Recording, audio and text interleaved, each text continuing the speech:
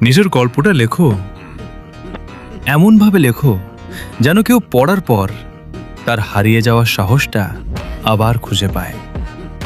কারণ তোমার লড়াই শুধু তোমার একার নয়, এই পৃথিবীর কোথাও না কোথাও আরেকজন মানুষ ঠিক তোমার মতোই নীরবে ভেঙে পড়ছে, ঠিক তোমার মতোই পথ হারিয়ে ফেলছে। হয়তো তোমার গল্পের কোনো একটা লাইন তাকে আবার উঠে দাঁড়ানোর শক্তি দেবে।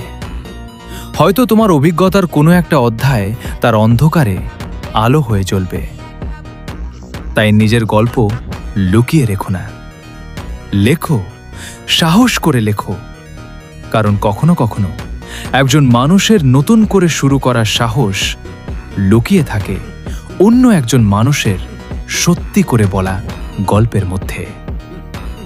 তোমার গল্প হয়তো পৃথিবী বদলাবে না, কিন্তু কারো পৃথিবী বদলে দিতে পারে।